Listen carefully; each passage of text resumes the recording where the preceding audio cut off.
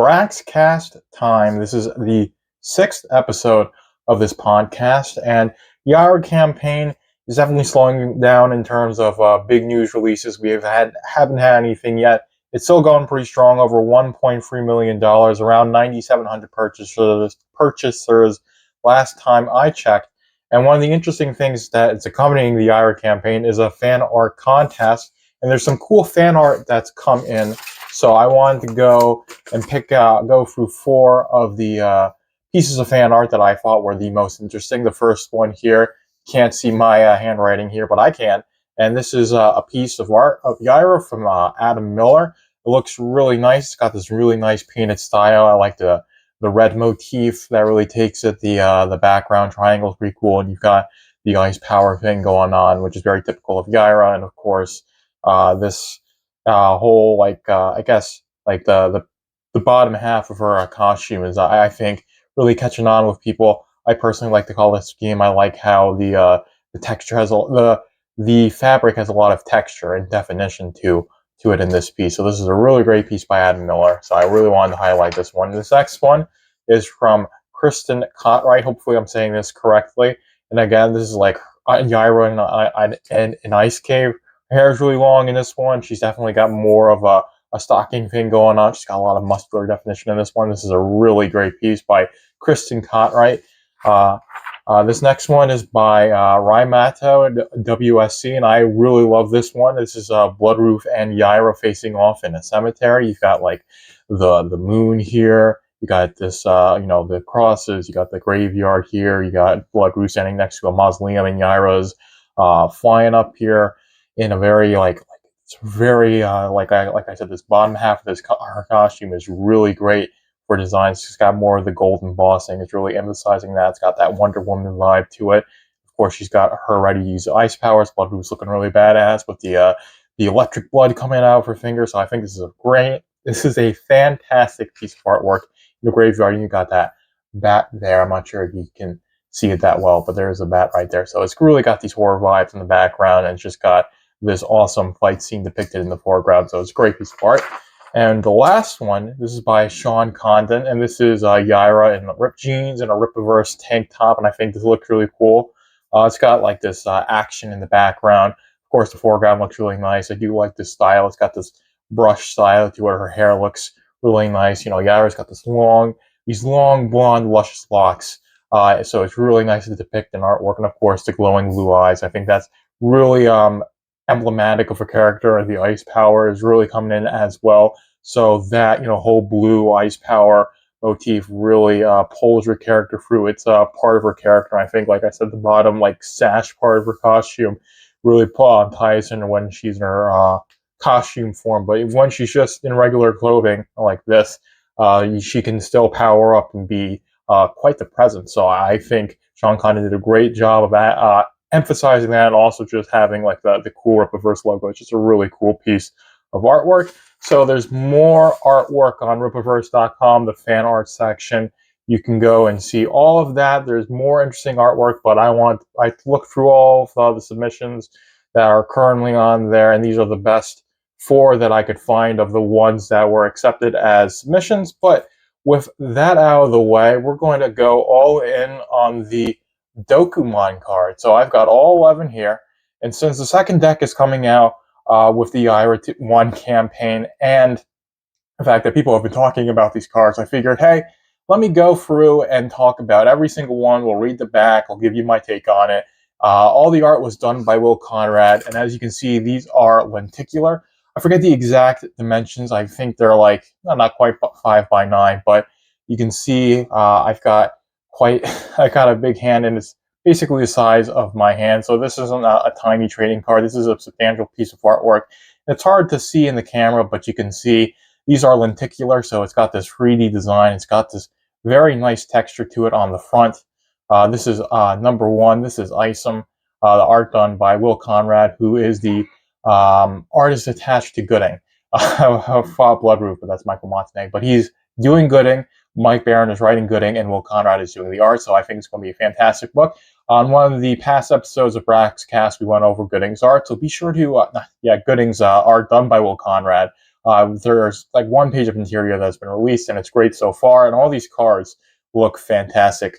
But that's the front of the Item card, and now this is the back. And all the back of these cards have a very similar design in terms of the border looking like this. You've got Dokuman, he'll say his power observations, and then you've got this logo here, and of course you've got the number indicating what number it is on the deck. This is number 1, Item. This was released with the Item number 1 campaign, so of course Item's card is going to be first. So this is Item, real name Avery Solomon, height 6 feet, weight 200 pounds, born in Flores Park, Texas, and his first appearance was Item number 1. These all say April 2022. More accurate would be September 2022. But these were printed beforehand, so they had to go on what they went on.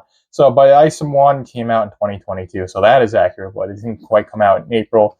They sort of missed that, but it did come out in a very timely manner. So, a lot of people with Dokuman think that he's this omniscient being when he isn't. He's an extraterrestrial being that keeps tabs on basically accepts, mostly accepts. So anyone who is of note for the quote-unquote selection, whatever that means. We don't quite know yet. He's a very mysterious figure. He hasn't appeared in any books. We only know Dokuman through the cards and the end of the Item 1 trailer. He's got a little voiceover section there where he talks about his intentions, but it's mostly accepts, not just on Earth, but throughout the cosmos. But he's focusing more on Flores Park, of course, because that's where the Rippaverse is centered. So he started keeping tabs on all the people of note, mostly accepts. He is keeping tabs on Fontana, who isn't an accept.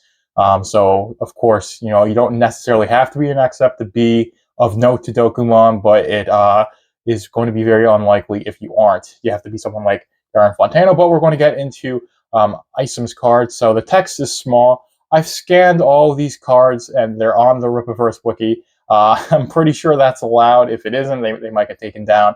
But I'm going to read this description here. But if you want to see like a decent scan of the back of this card, then they're on the Rippaverse wiki. As long as the crew of the Rippaverse is okay. But these cards aren't really available for purchase. They're very limited things, and they've got important information. But without further ado, let's get into it. So this man is one of the most intriguing subjects I've been keeping tabs on. Though he is from the city, he currently lives in Shadow Valley on his own ranch that has many workers. He's clearly an accept, but I've not quite figured out the origin of his powers. The suit that he wore has a symbol on the waistband that seems to change colors, but I don't quite know what it means. He retired his attire and decided to no longer favor the life of fighting criminals in Flores Park. Is he back? It's hard to tell, but his abilities have grown unlike anything I've seen before. If this guy keeps up, he will be one of the most powerful beings on the planet. He says, I do not know what his powers actually are. What I do know, he's very strong and has only gotten stronger. So, again, this doesn't give you much information because Dokuman is not omniscient. So he doesn't know everything that's going on, but it gives you some insights and also characterizes Dokuman, and I personally like it. But that's the first one. And before we go into the other cards, I just want to show you what the box looks like. I meant to do this first, but I got so excited looking at the Dokuman cards. I forgot the box that they came in. And this is a really nice looking box. And not only is the box nice looking, the experience of opening it is also quite fun. So if you look at the end here, it says, do not open this box. Return now or be annihilated. Dokumaan's eyes only. Opening equals your destruction. And then on the back here, why are you looking at the bottom of the box? The secret intel is inside, and then you go and you open the box because you're a rebel anyway. And it says, you did not heed the warning. Your fate is now sealed. And then you would have the cards in the center. They're packaged. They would come packaged in these plastic wraps in two, like 5 in one, 6 in the other. I'm pretty sure that's the only way it could be.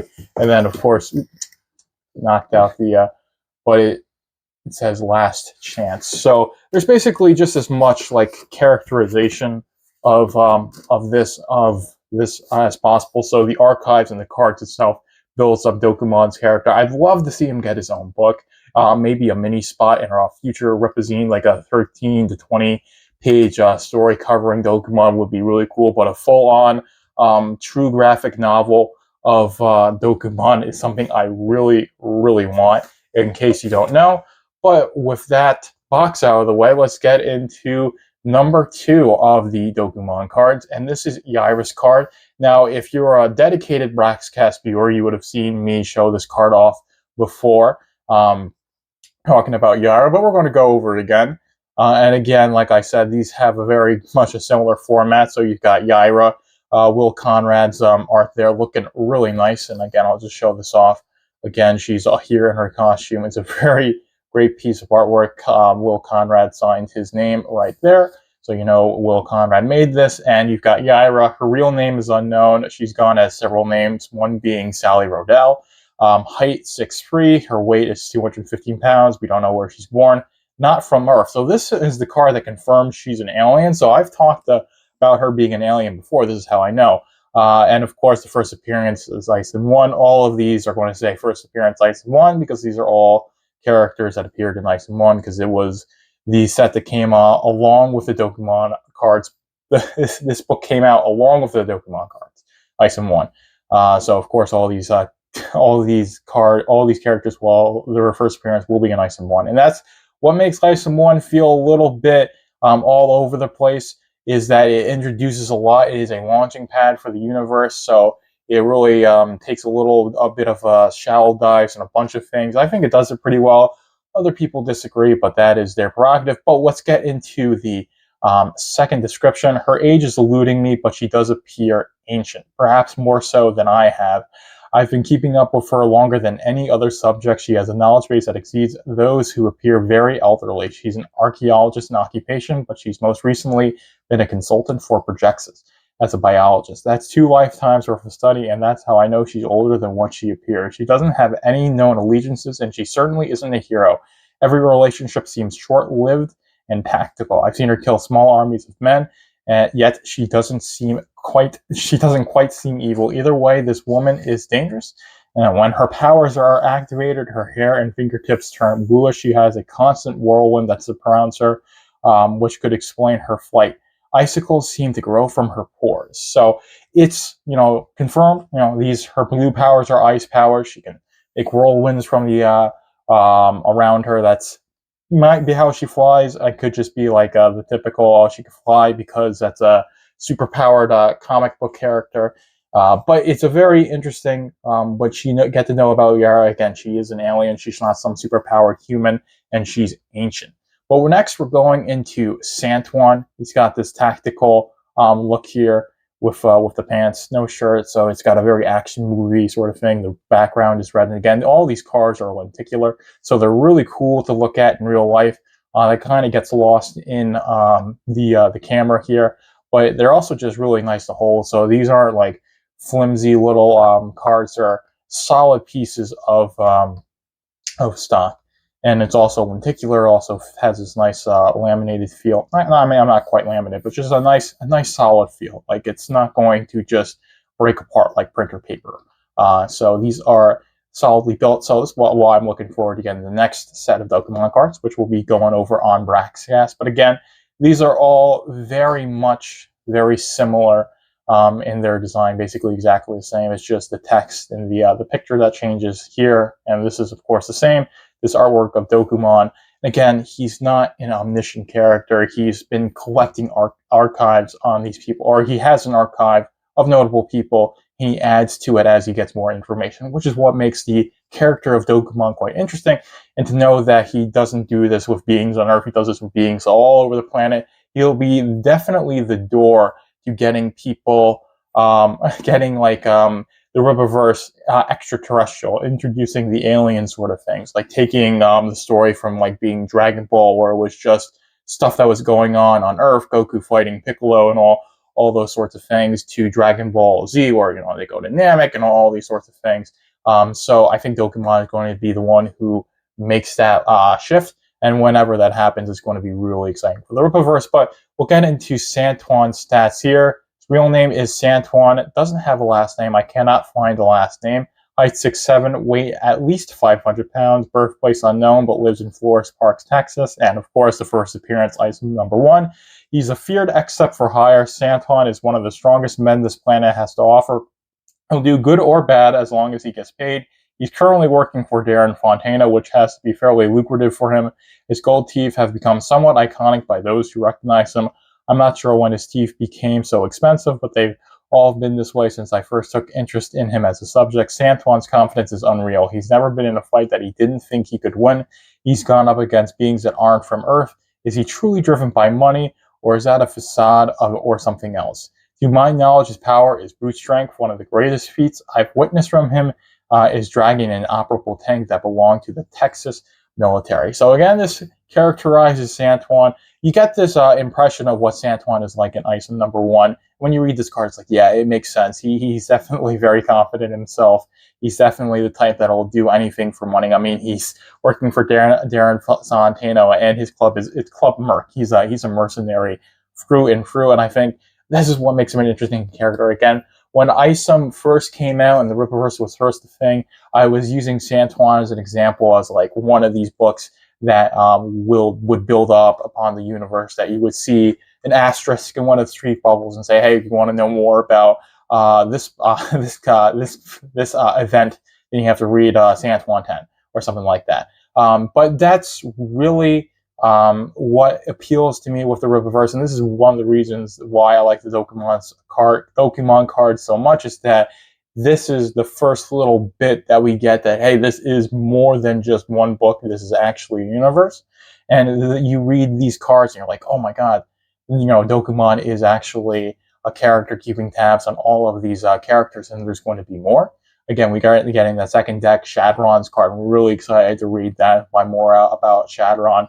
I'm sure you get Billy Bob and Galvin as well. To read more about them, it's going to be really freaking interesting. So it's just nice to have these cards. Again, not only are they high quality, they're just nice to look at and hold, but the information that you get and the fact that you're experiencing the Rippaverse as a comic book universe rather than just one book.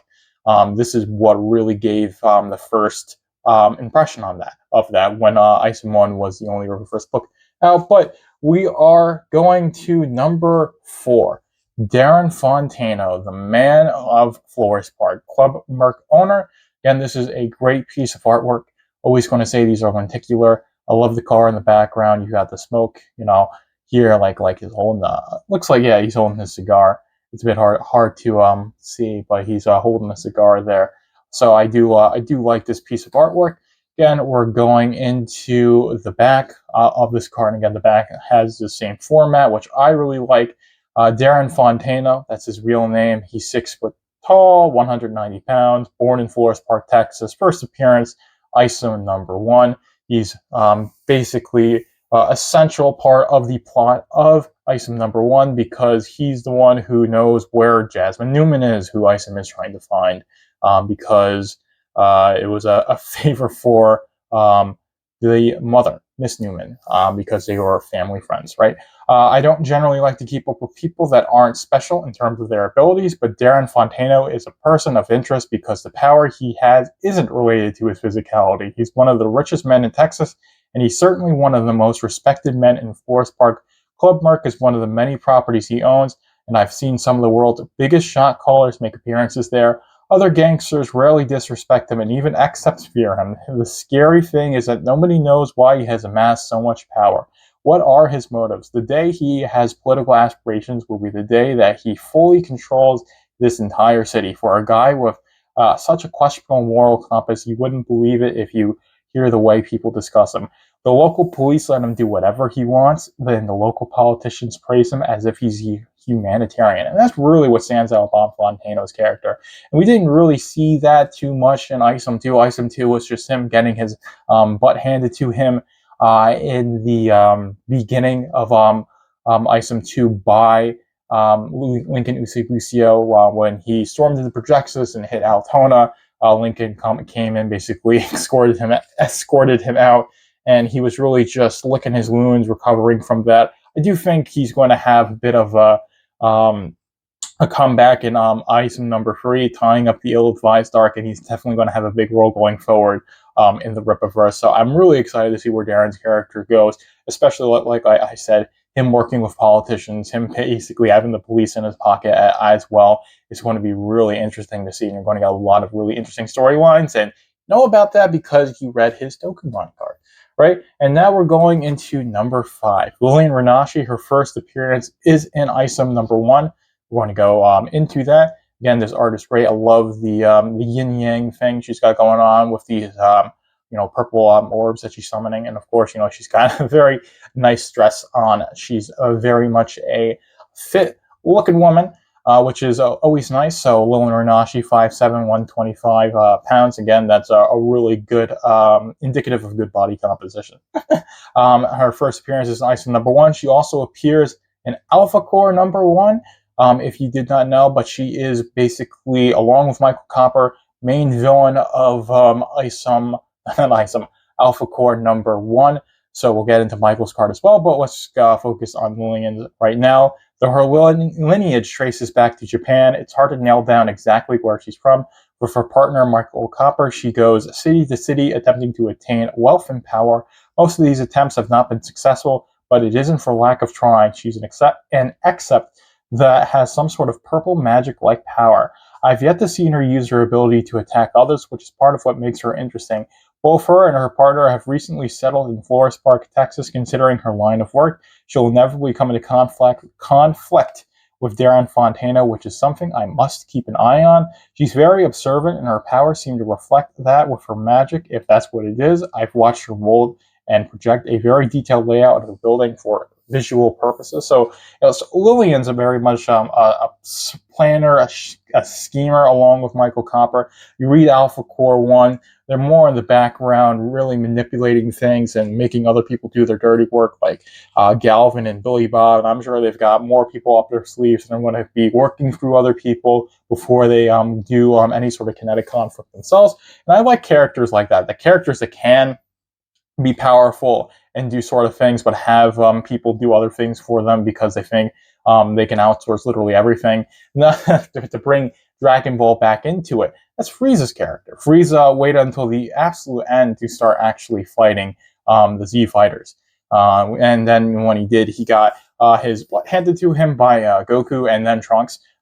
But that's me nerding out about Dragon Ball enough. But I do like the fact that they're characters that work for other people, that plan and plot and scheme in the background. And Lillian Renashi and Michael Copper do that basically all throughout Alpha Core 1. And I think they're going to keep on doing that. And that's what's going to make Alpha Core 1 a really good ongoing series, is that you're going to have them going after Lillian Renashi and Michael Copper. And of course, all the other Accepts that terrorize Forest Park, trying to find them, trying to get to them, but they're always going to be one step ahead until they aren't, right? And that's why you get the next issue. But we're going into Michael Copper's card, so we're number 6, basically halfway through this deck. I hope you're having fun with me. Like, comment, subscribe if you like my analysis of all things Rippaverse. Again, this is a really nice piece of art. He's got the green eye thing going on. If you read the concept art book, then you'd know that not a lot of comic book characters have powers relating to their eyes, or at least Eric feels that isn't the case, and you wanted to give wanted a character that has a take on that, and Michael Copper is that character. So let's get into his Dokuman card information. I hear some noise going on. Sorry about that. Real name Michael Copper, 6'1", 175 pounds. Central Tennessee is where he was born. Of course, the first appearances in ISM 1, they have like about a 2-page appearance in ISM number 1. It's very short, but it is there, so it needs to be mentioned. He seems rather attached to Lillian Renashi, but their relationship isn't a romantic one. Mr. Copper has had very successful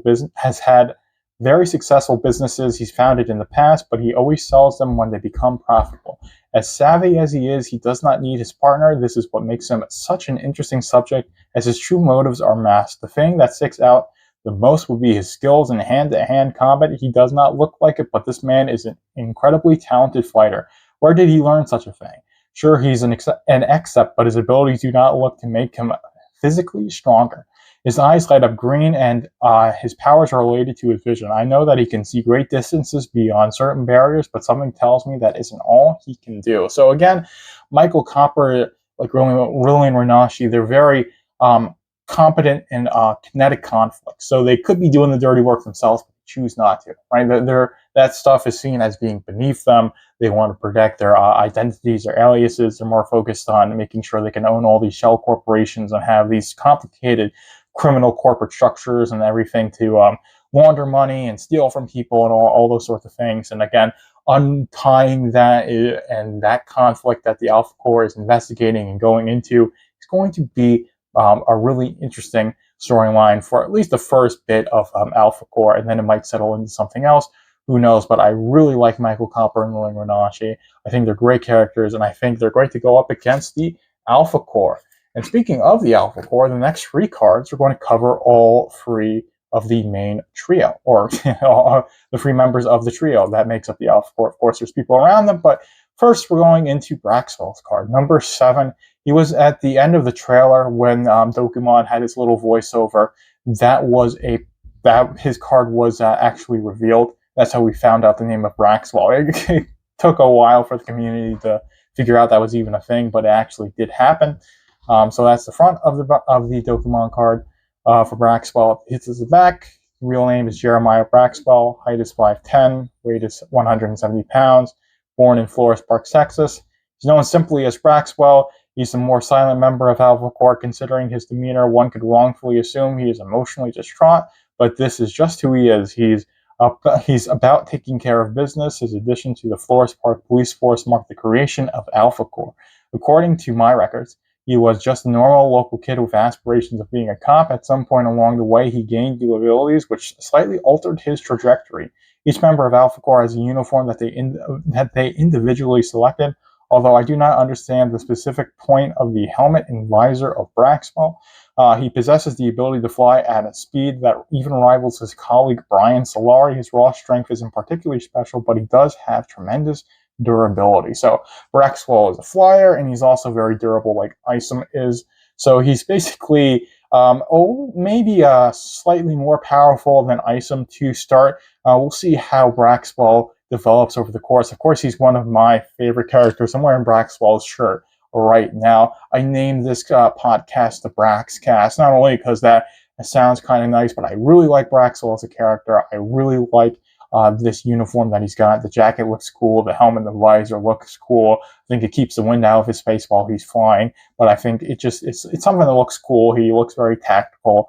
Looks like he's serious and about business. And the fact that he's a strong silent type is a really cool character. I really can't wait to see how he keeps developing in the Alpha Core, since that is going to be an ongoing series. And I think he has some of the best 2-page spreads in Alpha Core. Number 1, Joe Bennett is a great artist, and those spreads were really great, especially the ones that featured Alpha Core. Him saving the civilians with Solari, him fighting against Galvin was really well done. Very action-packed, and it's all because Braxwell is Visor Chad. That's what we knew him as when we didn't know his name. We called him Visor Chad, and he'll always be Visor Chad, Jeremiah Braxwell to me. But we're going into Ingrid Valdez. This is, again, a nice piece of artwork. Again, all lenticular. These cards feel great. It's very hard to convey that to you, the viewer, if you're just looking at this video and you can't hold the card, you can't feel how the quality of the stock and the printing.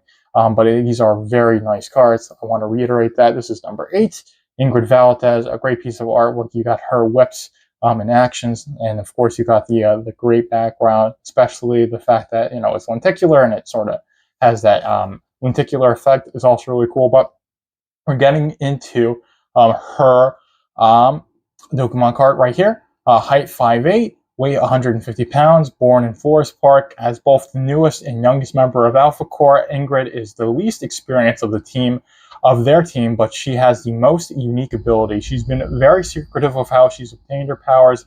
There's no evidence that she ever had them throughout her childhood.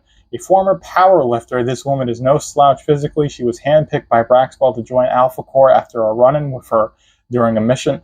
Many people make the mistake in assuming that it's her suit that gives her the abilities. I'm not exactly sure she even needs it. Nonetheless, she's the one member of Alpha Corps that cannot fly, which makes her an odd addition. The public calls her a wirecaster, her a wirecaster, able to extend green color energy. She depends on this ability not just for various attacks, but for traversal as well. And Ingrid, she used her whips. I'll just call that that. In her fight with Yaira, she was able to wrap her leg. She's in her fight with Galvin as well. And again, I did mention in one of the later episodes, or not later, past episodes of the Braxcast that she was a bodybuilder. I misremembered what I read on this Dokumaan'S card, power lifter. But again, it emphasizes the point that she's a very physically fit woman, which is a really interesting thing. Well, I guess it's interesting, but it's very typical of superheroes that they're at their physical peak, and it makes sense. And it's also just interesting that she just isn't like that because she rolled out of bed one day. She's someone who trained to lift heavy weights at a competitive level. That's what powerlifting is. So it definitely makes her a more interesting character, and it justifies her looking at being at a physical peak. So, but we've got Brian Solari, the leader of the Alpha Corps, last one. Again, he's got this Alpha Corps basically lettering that goes across his chest, which is a pretty nice looking thing. That was in the concept art book, that design. It's not something I think shows up in ISOM or Alpha Corps. That's not part of his final uniform release. Like in universe, he doesn't always have that on. He's just got like the regular green suit, but I think it looks really cool. And I think it's something that would look great on a hoodie, to have like Alpha Corps on the back, and then Alpha Corps on the front, and then I have that shield with the A on the back. Be a really cool hoodie design, for my opinion personally. But Brian Solari, he's 6'4", 245 pounds. He was born in the Village, Texas. First appearance ISOM, as is going to be with all of these characters. Brian Solari is the clear and obvious leader of Alpha Corps, a veteran of the Great War of Separation. His journey started with the Texas military, the result of a rather successful experiment. He completely changed the tide of the war with the tactical use of his abilities. After the war, he settled in Forest Park, where he became the primary response agency for all threats that were XSEPs. Realizing that he needed a team, he recruited Braxwell, and this marked the formation of Alpha Corps, one of the most powerful beings in the region. He has successfully fought off both human and alien threats. Simply put, he's a Texas legend that is loved by just about everyone. An absolute powerhouse. All I'm aware is that he has incredible raw strength and the ability to fly. So far, that has been more than enough to get the job done. So this is, I'd say, in terms of learning more about the universe, this card really tips you off, because there was a Great War of Separation that involved Texas, and you also have more evidence of aliens being fought. Santuan fought aliens.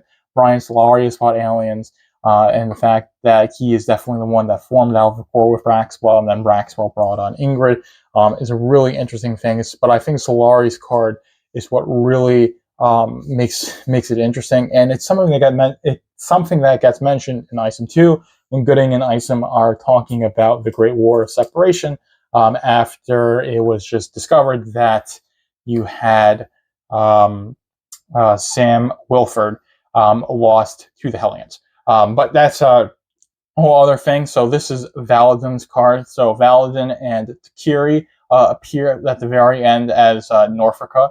That's very much so a very small teased thing. A lot of people love Norfolka. Michael Montanet drew fan artwork of Norfolka, and that was what got him the gig to draw Bloodroof. So people love Norfolka. People really want a Norfolka book, since they're a metal band, and Erica has a metal band backwards. People want a Norfolka album, so people are really, really hyped about Norfolka.